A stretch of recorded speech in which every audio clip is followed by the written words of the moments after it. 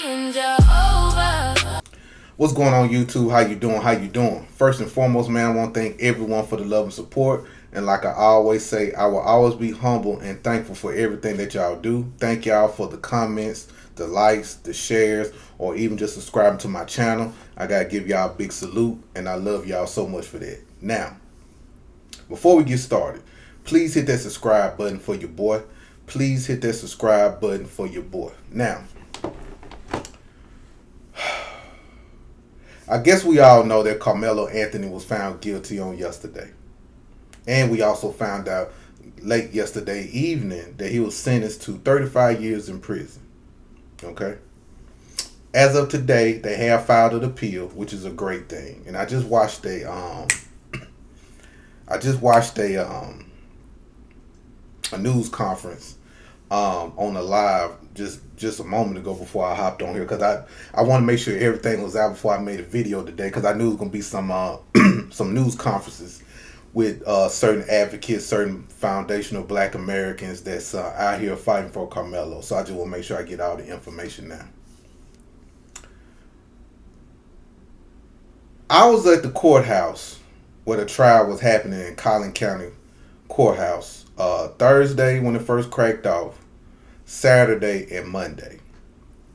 I didn't go inside the trial. I couldn't get in because of the tellers, like I mentioned to y'all the other day. But I want to talk to y'all about everything that I saw up there. Then I'm going to get to everything that I found out about the case, okay?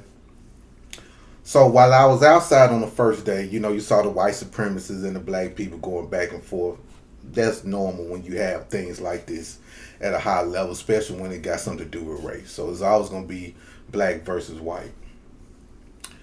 Saturday when I got there, it wasn't no white people out there. It was just all black people. It was Black Lives Matter. It was Pan-Africans. It was Democratic Shields. And I think it was like 2 or 3 LGBT people out there. I'm going to say this. 50% of them was there in good faith for Karmelo Anthony. That's including people with the BLM, people with Pan-Africans, and maybe the Democratic Shields. But the other half was there to cause chaos. Same thing for Monday. Monday, when I was up there on the outside, I'm just speaking for the outside, it was a lot of people there on Monday. It was a lot of performative things out there. It was a lot of ops out there. Y'all, I ain't gonna even lie to you. There was Africans out there, Caribbeans out there. There was anti-Karmelo trying to antagonize the people that was there for Karmelo. A few white people, but not that many white people. It was mostly Caribbeans and Africans and Black American coons that was there. My observation on then they had the Black Panthers out there. Now listen, I don't know what type of Black Panthers these was, but I guess these the real OG Black Panthers. Some of these folks looked like they was cracked out on crack. Some of them looked like they just rolled out the bed. They didn't look intimidating. Matter of fact, the police was laughing at them, right? Oh, that's another thing too I forgot to say. It was a heavy police presence. You had the sheriff department. You had police department, McKinney Police Department. You had the U.S. Marshals. You had federal agents. You had people on the roof, like, snipers, I guess, on the roof or whatever.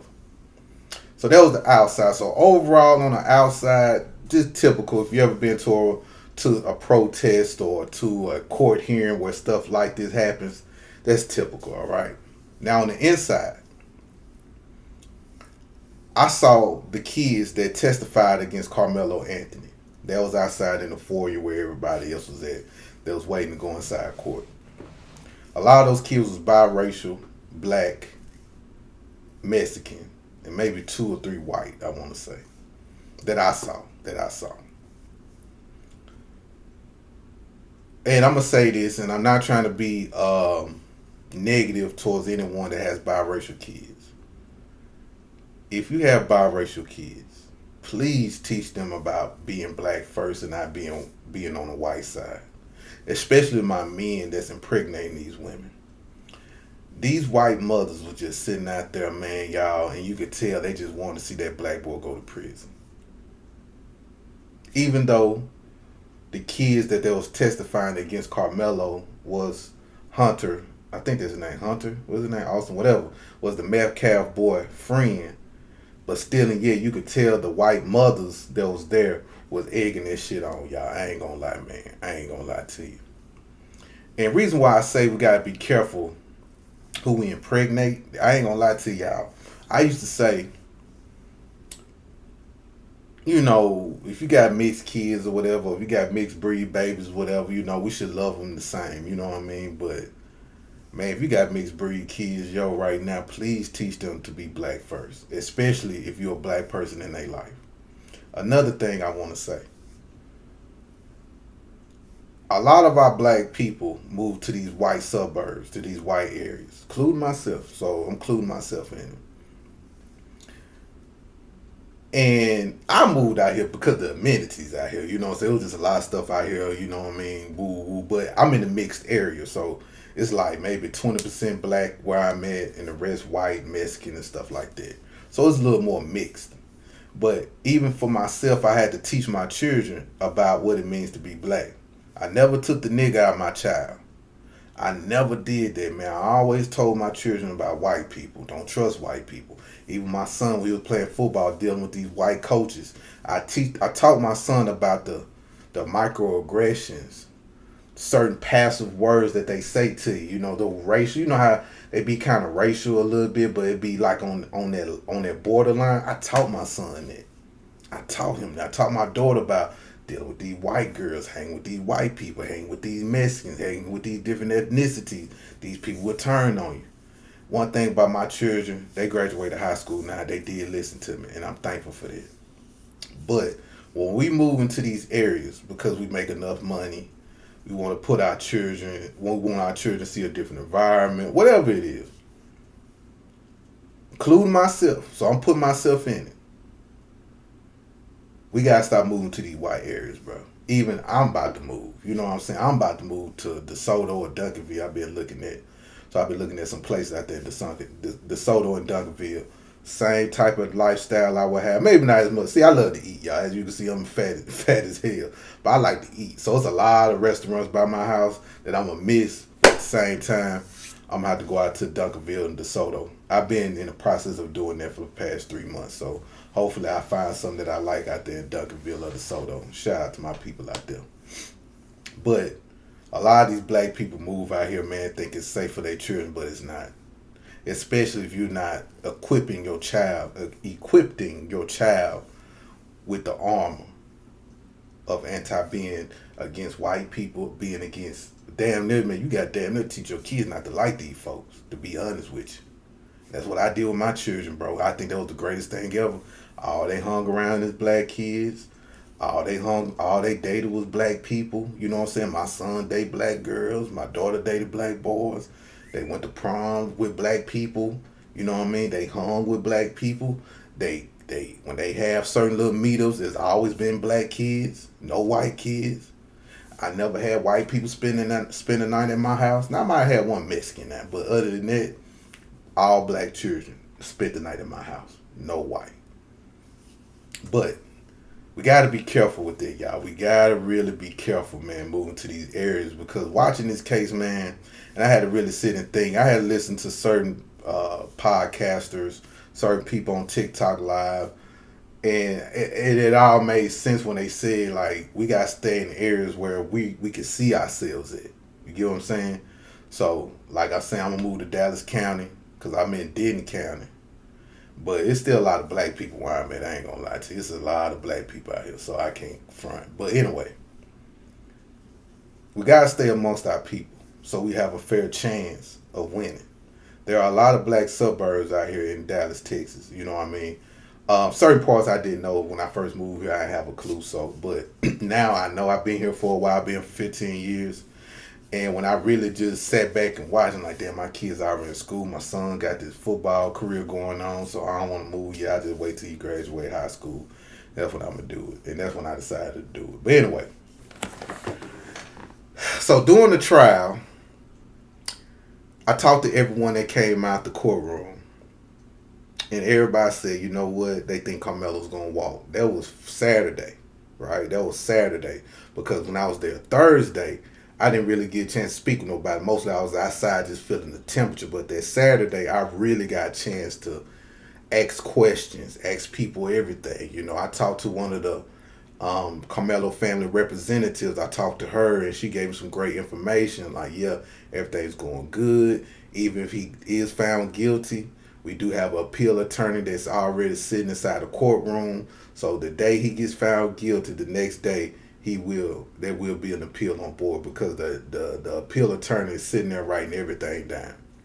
So I already knew that. So that's why when I knew he was found guilty, it didn't bother me. It bothered me, but it didn't bother me because I knew they had a plan B. You get what I'm saying? So I want to shout out to her for giving me that information. Also, I asked her what's Carmelo. This is before sentencing, right? This was Saturday when I was asking all these questions. I said, so how's Carmelo mood is, in this case? She said he's confident, he's not worried, he's in a great spirits, everything like that. Cool. The jury. I asked about the jury. I asked other people about the jury too. Everybody said they weren't really feeling the jury. Let me tell you, the jury is uh, immigrants, basically, in my opinion. Immigrants, basically. Because there were 3 Asians, one Muslim looking lady she wore one of them hijabs, whatever, on her head. That they told me it was like an Indian person on there, you know what I mean?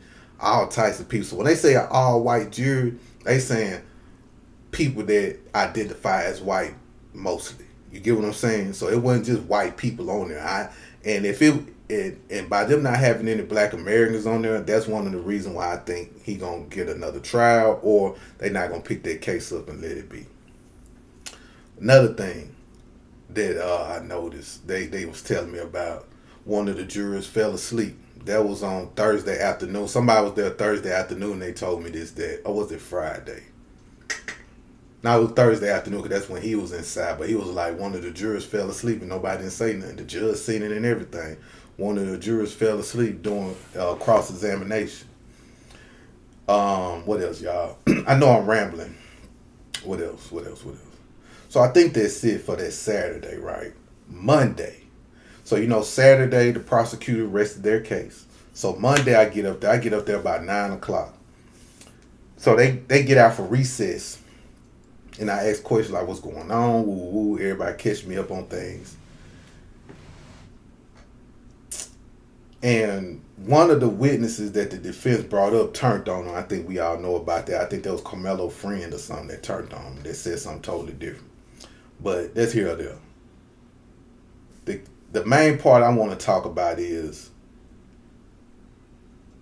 before I get there, before they were released on their little 15-minute break or whatever, like a little break, I asked them, so what's the temperature? They was like, yeah, he's doing pretty good, you know what I'm saying? But I could look at the people that's telling me that they not as confident compared to Thursday, Friday, and Saturday, what they were saying about him. You know what I'm saying? They were saying Carmelo Anthony was kicking ass. Like, he was doing his thing, you know what I mean? Like, he was doing it. Even I came up and said, like, man, that man, like, damn near like the Black Johnny Cochran around this motherfucker. You know what I'm saying? That's why I told a lot of people that.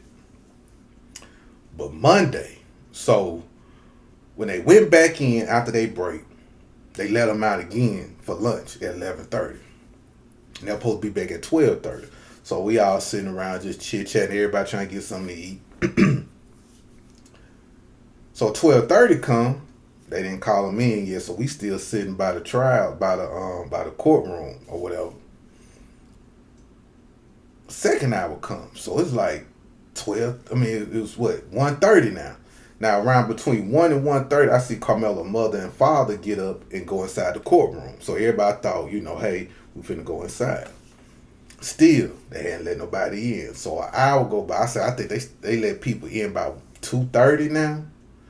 So now everybody go inside at 2:30 because everybody been waiting for 3 hours.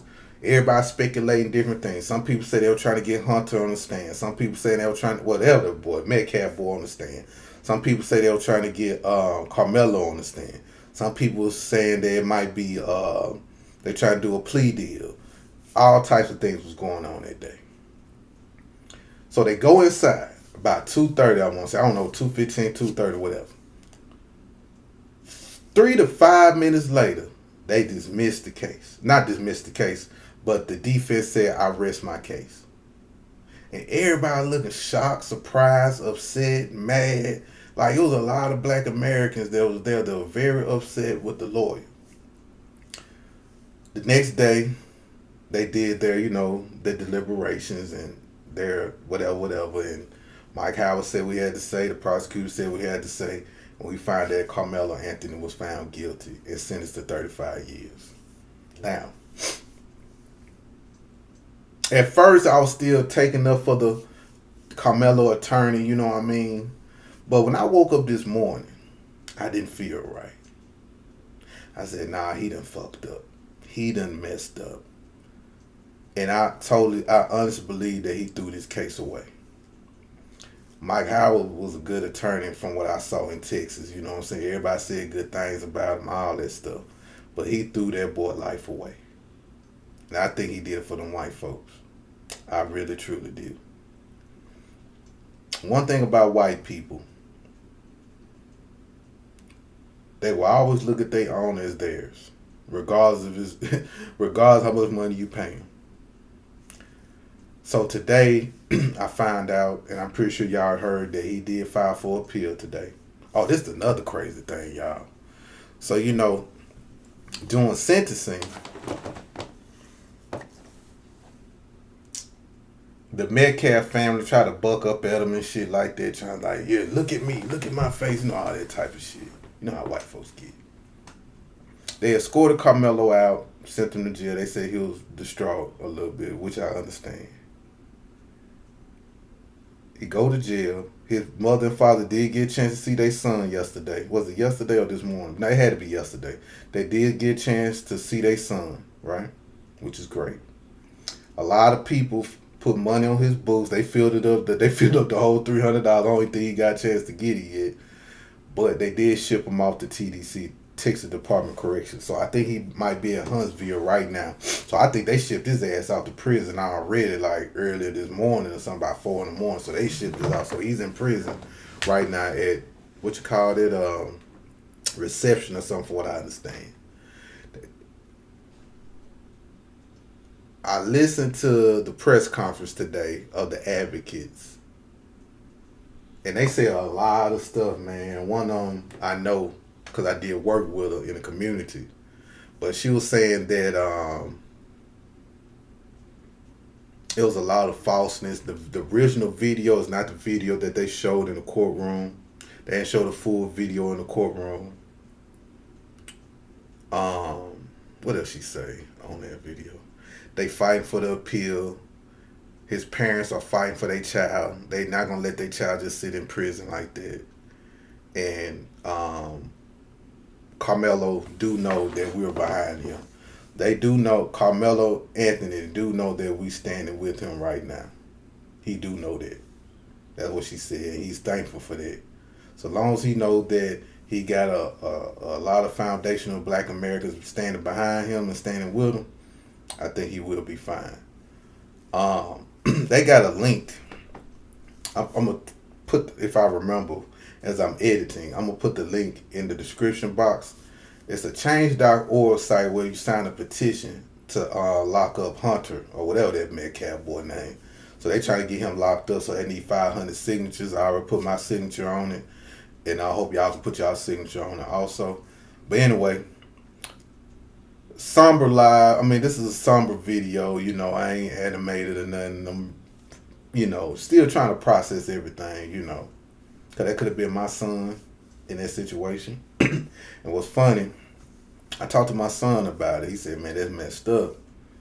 And my son said, for me, now my son is 6'1", about 185 or something like that. My son play free safety and stuff, for college football, so he kind of bulky a little bit.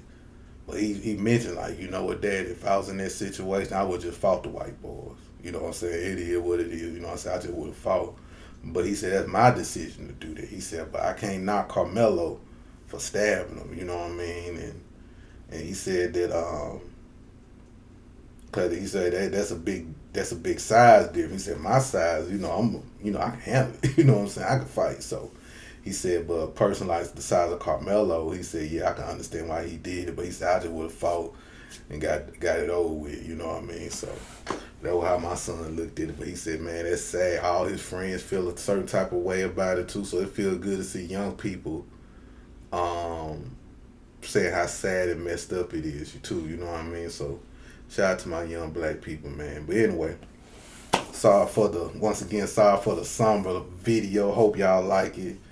Make sure y'all sign a petition at the bottom. I'm gonna put it at the bottom again for y'all so y'all can see it. But anyway, y'all have a good one. Salute.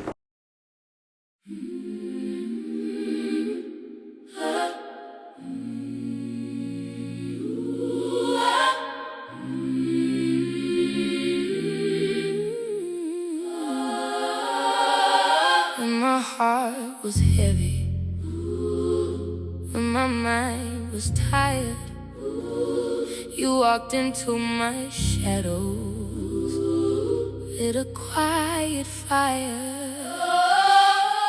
Brian Jehovah, you are the truth. Every word you speak cuts straight through.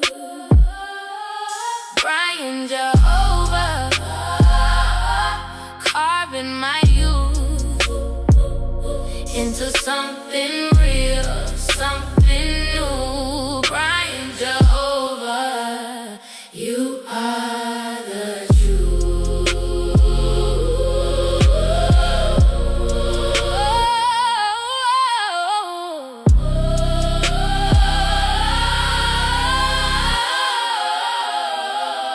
When the lies were louder than the voice inside, you wrote peace upon me, pulled me to your side. Brian Jehovah, you are the truth. Every word you speak cuts straight through.